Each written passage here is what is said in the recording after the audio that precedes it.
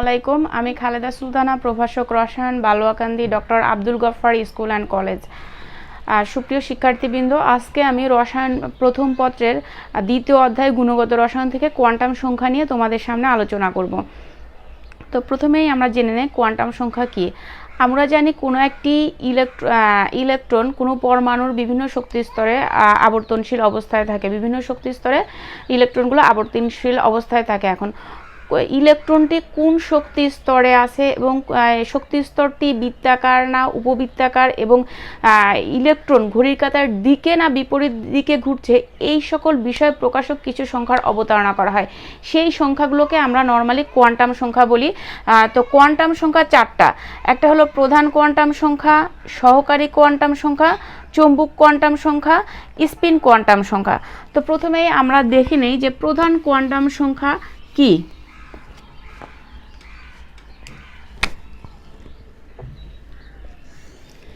বিজ্ঞানী বোর তার মডেলে বলেছে যে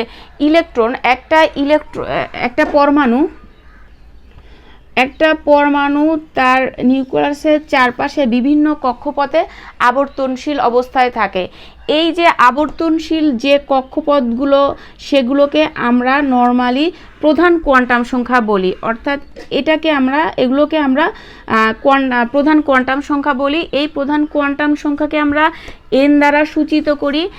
এন এর মান সমান 1, 2, 3 এভাবে পর্যায়ক্রমে লেখা হয় এবং ইংরেজিতে একে আমরা কে, এল, এম, এন এভাবেও লিখতে পারি।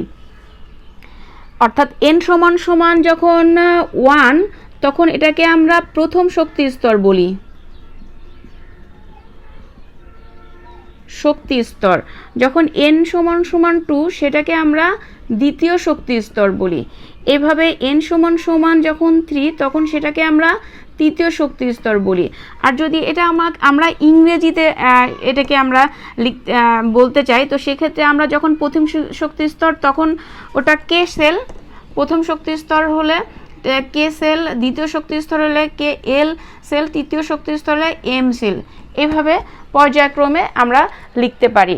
অর্থাৎ প্রধান কোয়ান্টাম সংখ্যা হলো ইলেকট্রন যে সকল কক্ষপথে পরিক্রমণশীল অবস্থায় থাকে, সেই শক্তি স্তরকে আমরা কক্ষপথ বা প্রধান কক্ষপথ বলি এবং একে আমরা প্রধান কোয়ান্টাম সংখ্যা বলি। এই প্রধান কোয়ান্টাম সংখ্যাকে এন দ্বারা সূচিত করা হয়। এন এর মান নরমালি 1, 2, 3 এভাবে আমরা লিখতে পারি এবং ইংরেজিতে এটাকে আমরা কে, এল, এম, এন এভাবেও লিখতে পারি। যখন n সমান 1, তখন প্রথম শক্তি স্তর অর্থাৎ কে সেল। যখন n সমান 2, তখন দ্বিতীয় শক্তি স্তর অর্থাৎ এল সেল। যখন n সমান 3, তখন তৃতীয় শক্তি স্তর এম সেল। এভাবে আমরা লিখতে পারি। আর প্রতিটি শক্তি স্তরে 2n² মতে ইলেকট্রন থাকতে পারে। প্রতিটি শক্তি স্তরে 2n² মতে ইলেকট্রন থাকতে পারে। 2n² মতে আমি তোমাকে বলি যে প্রথম শক্তি স্তরে কয়টি প্রথম শক্তি স্তর মানে কি 2 গুণন n মানে কি n এর মান প্রথম মানে 1 সমান প্রথম শক্তি স্তরে 2টি ইলেকট্রন থাকতে পারে। আবার যখন দ্বিতীয় শক্তি স্তর অর্থাৎ n সমান যখন 2, তখন আমরা লিখতে পারি 2n² সমান 2 ইন্টু এখানে 2 গুণন 4 সমান 8, অর্থাৎ 8টি ইলেকট্রন থাকতে পারে, 8টি ইলেকট্রন থাকে। এভাবে তৃতীয় শক্তি স্তরে থাকবে 2 গুণন তৃতীয় শক্তি স্তরে n সমান কত 3 স্কয়ার, 2 গুণন 9 সমান 18। অর্থাৎ তৃতীয় শক্তি স্তরে কয়টি তৃতীয় শক্তি স্তরে 18টি ইলেকট্রন থাকতে পারে। দ্বিতীয় শক্তি স্তরে 8টি ইলেকট্রন থাকতে পারে। প্রথম শক্তি স্তরে 2টি ইলেকট্রন থাকতে পারে। অর্থাৎ কোনো একটি প্রধান শক্তি স্তরে 2n² সূত্র মতে ইলেকট্রন থাকে।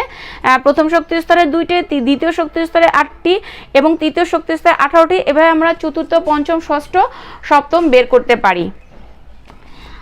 এবার আমরা দেখে নিব সহকারী কোয়ান্টাম সংখ্যা।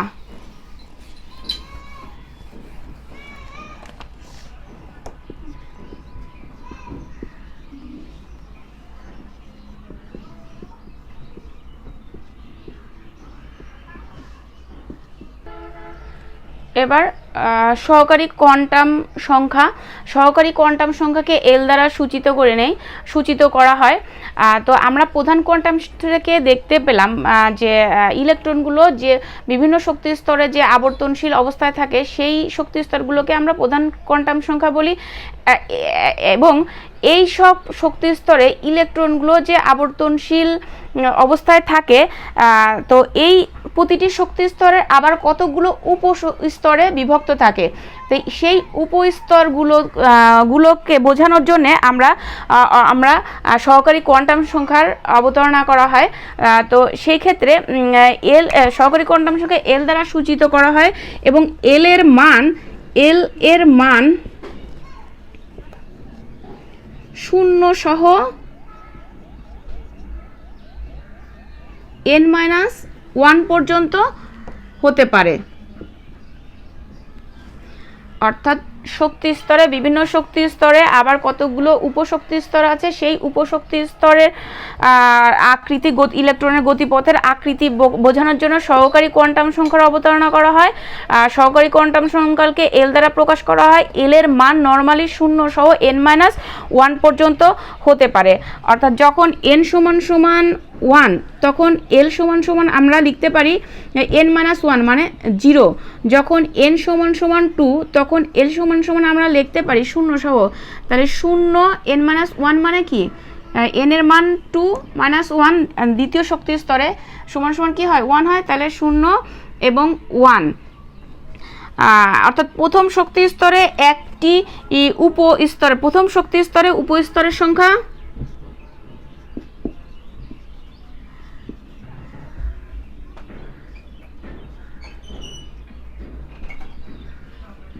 উপস্তরের সংখ্যা একটি, এবং দ্বিতীয় শক্তি স্তরে উপস্তরের সংখ্যা 1, 2, অর্থাৎ দ্বিতীয় স্তরে উপস্তরের সংখ্যা 2টি। যখন n = 3 তখন l = 0 সহ, তাহলে 0, 1, 2 n-1 পর্যন্ত। তাহলে n এর মান এখানে 3 বসাইলে আমরা কি পাই, 2 পাই। তাহলে 0 তো অবশ্যই দেবে, 0, 1, 2, অর্থাৎ n-1 পর্যন্ত পর্যায়ক্রমে, 0 থেকে পর্যায়ক্রমে n-1 পর্যন্ত লিখতে হবে। তাহলে এই ক্ষেত্রে উপস্তরের সংখ্যা কটা হলো, 1, 2, 3, 3টি। যখন n = 4 অর্থাৎ চতুর্থ শক্তি স্তর থাকে, তখন এল এর মান কি হবে, 0 সহ 0 n-1 পর্যন্ত পর্যায়ক্রমে। তাহলে এখানে n এর মান 4 বসালে কি হয়, 3। তাহলে 0, 1, 2, 3 উপস্তরের সংখ্যা তাহলে কটা হলো, 0, 1, 2,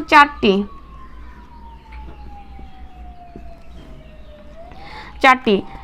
তো তাহলে n = 1 হলে l = 0, n = 2 হলে l এর মান 0 এবং 1। এখানে দুইটি উপস্তরের সংখ্যা n = 3 হলে l = 0, 1, 2।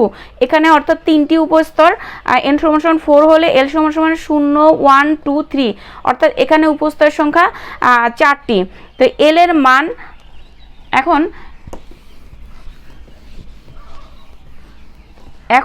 l এর মান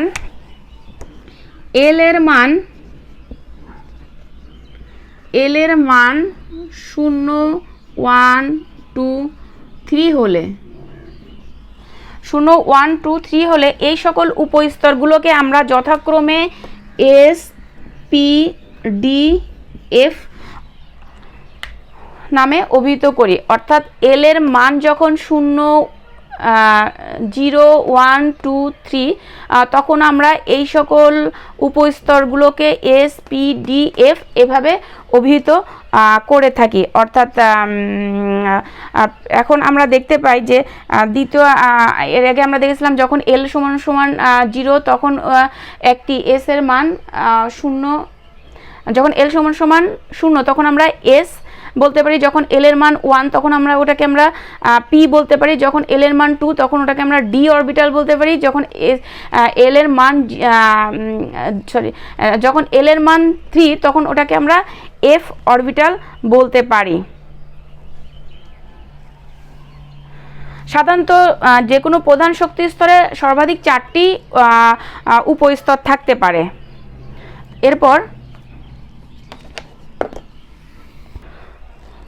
তো আমরা আবার আরেকটু বলতে চাচ্ছি যে প্রধান কোয়ান্টাম সংখ্যা যখন n সমান সমান 1 তখন l এর মান 0, উপস্থের সংখ্যা কয়টি হলো একটি অর্থাৎ প্রথম সেই একটি কি 1s। আর যখন n সমান সমান 2 তখন l এর মান 0, 1, উপস্থের সংখ্যা কয়টি হলো 1, 2, দুইটি। অর্থাৎ দ্বিতীয় শক্তি স্তরে আমরা যে উপস্তরের যেগুলো লিখি সেগুলো 2s এবং 2p, এবং তৃতীয় শক্তি স্তর n সমান সমান 3 তখন l এর মান 0, 1, 2 অর্থাৎ উপস্থের সংখ্যা 3টি। অর্থাৎ তৃতীয় শক্তি স্তরে আমরা উপস্তরগুলোকে কিভাবে লিখি 3s, 3p এবং 3d। এবং চতুর্থ শক্তি স্তর অর্থাৎ n সমান সমান যখন 4 তখন l এর মান 0, 1, 2, 3, কারণ আমরা তো জানি যে l এর মান 0 সহ n-1 পর্যন্ত, অর্থাৎ 0, 1, 2, 3। তাহলে উপস্তর সংখ্যা কয়টি? 4টি। অর্থাৎ চতুর্থ শক্তি স্তরে আমরা যে 4টি উপস্তর পাই সেটি হলো 4s, 4p, 4d এবং 4f। যে কোনো একটি শক্তি স্তরে সর্বাধিক এই 4টি উপস্তর থাকতে পারে, এর বেশি উপস্তর থাকা সম্ভব নয়। এরপর আমরা আসি চৌম্বক কোয়ান্টাম সংখ্যা।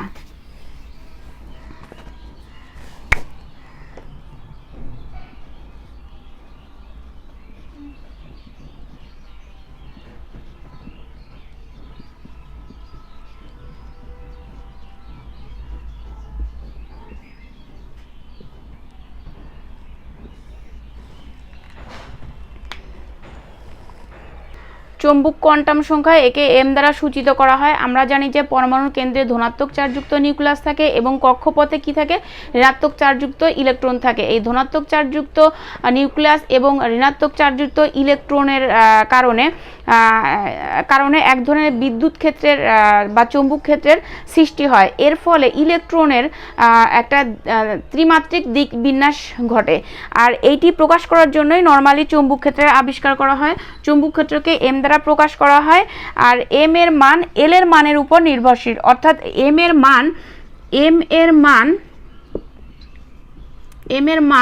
0 সহ প্লাস মাইনাস l পর্যন্ত, 0 সহ প্লাস মাইনাস l পর্যন্ত হতে পারে।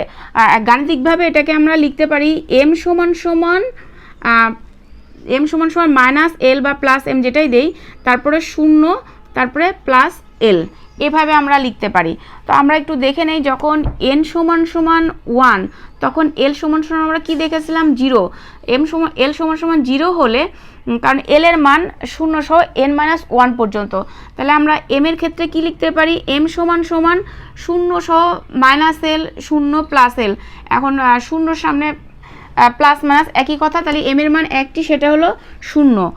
আবার যখন n সমান সমান 2 ছিল তখন l এর মান 0 এবং 1, 0, 1 হলে এখন 0 এর জন্য, অর্থাৎ যখন l সমান সমান 0 তখন আমরা m সমান সমান 0 লিখতে পারি। যখন l সমান সমান 1 তখন আমরা m এর মান কি দিচ্ছি?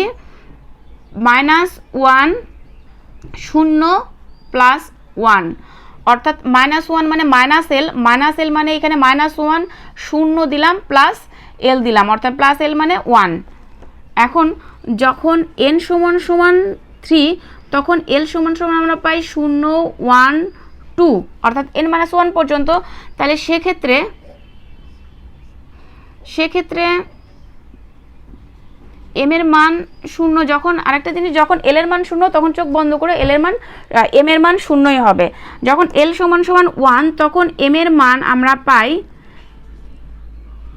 -1, 0 প্লাস 1।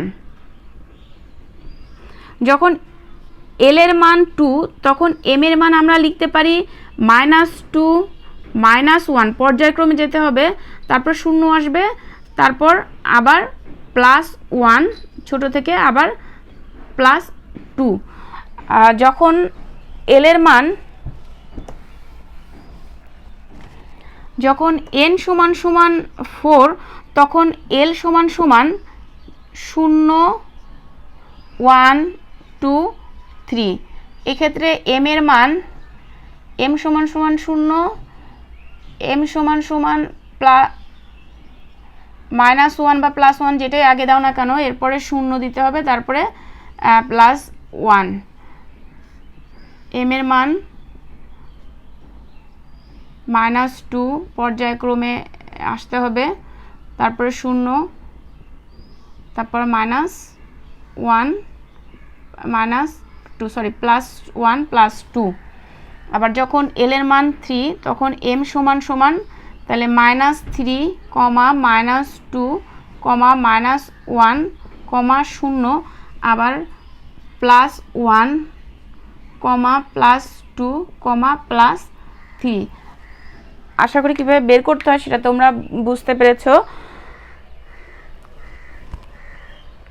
আর এটা থেকে আরেকটা বোঝা যাচ্ছে যে যখন এল সমান সমান 0 তখন এম সমান সমান 0, অর্থাৎ এম সমান সমান 0 হলে আমরা জানি যে এস অরবিটাল, যখন এল সমান সমান 1 তখন আমরা জানি পি অরবিটাল কয়টি, এস অরবিটাল কি কয়টি, এস অরবিটাল একটি, আর পি অরবিটাল কয়টি 1 2 3, অর্থাৎ পি অরবিটাল তিনটি। আর এখানে এম এর এল সমান 2 হলে এম এর কয়টি মান বের হলো 1 2 3 4 5টি, অর্থাৎ ডি অরবিটাল 5টি। যখন এল সমান 2 তখন তো আমরা জানি যে ডি অরবিটাল এটা 5টি। আর যখন এল সমান 3 হলে আমরা জানি ওটা এফ অরবিটাল কয়টি 1 2 3 4 5 6 7টি, অর্থাৎ 7টি। তাহলে যখন n সমান 4 তখন l সমান 0 1 2 3, অর্থাৎ n-1 পর্যন্ত শূন্য সহ সেটাকে আমরা বসিয়েছি। এরপর যখন l সমান 0 হয় তখন m সমান 0 আমরা চোখ বন্ধ করে লিখে দেব। m সমান 0 মানে l এর মান 0 মানে s অরবিটাল, আর l এর মান 1 মানে এটা p অরবিটাল কয়টি থাকে 3টি, 1 2 3 3টি পেয়েছি আমরা। m সমান 3টি মান পেয়েছি, 3টি মান মানে p অরবিটাল 3টি।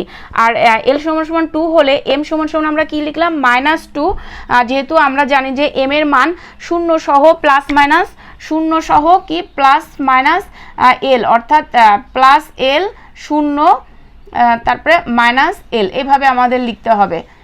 তো সেভাবে -2 -1 0 +1 +2। তাহলে আমাদের এল এর মান আমাদের যখন এল সমান 2 তখন আমরা 5টা কি নেব, এল এর মান 2 হলে ডি অরবিটাল 5টি, এল এর মান 3 হলে এফ অরবিটাল 7টি। হ্যাঁ, কোনো উপস্তরে অরবিটাল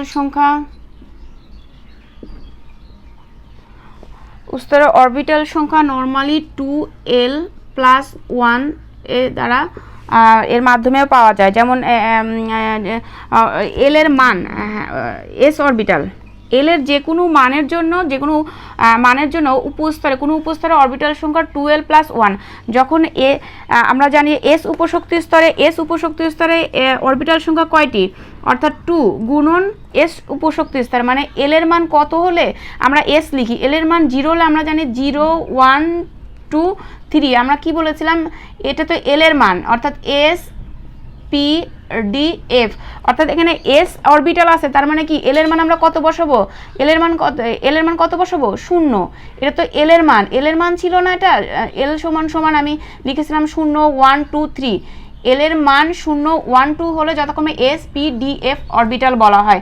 তো এল সমান যখন 0 তখন কিন্তু এস অরবিটাল। তাহলে আমি যখন এস অরবিটাল লিখব তখন এখানে এইটাতে আমরা এল এর পরিবর্তে কি লিখব 0 + 1। তাহলে আমরা লিখতে পারি এখানে শুধুমাত্র 1, অর্থাৎ এস অরবিটাল সংখ্যা কয়টা, একটা।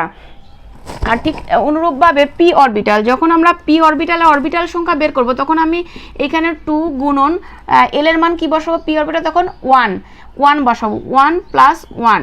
তাহলে এখানে কত 2 1 3, অর্থাৎ 3টি। পি অরবিটাল কয়টা, পি অরবিটাল 3টি। আমরা কিন্তু এর আগে সেটাই দেখেছি, পি অরবিটাল 3টি। ঠিক অনুরূপভাবে পি এফ, পির পরে ডি যখন লিখব 2 গুণন 2 + 1, সুতরাং এখানে কি 5, অর্থাৎ ডি অরবিটাল কয়টা 5টা। এটা থেকেও আমরা মানে বলতে পারি যে কোনো একটা উপশক্তি স্তরে 2l + 1 সূত্র মতে অরবিটাল থাকতে পারে। এভাবে তোমরা এফ এরটাও বের করে দেখতে পারো। আর যে কোনো একটা শক্তি স্তরে উপশক্তি স্তরে সর্বোচ্চ ইলেকট্রন ধারণ ক্ষমতা, যে কোনো একটা শক্তি স্তরে সর্বোচ্চ ইলেকট্রন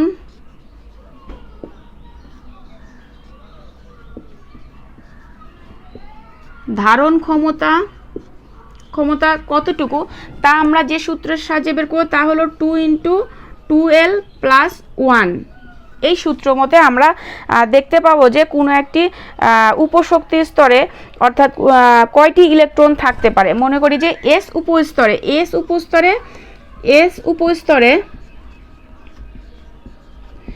উপস্তরে ইলেকট্রনের ধারণ ক্ষমতা কয়টি আমরা কিভাবে পাবো?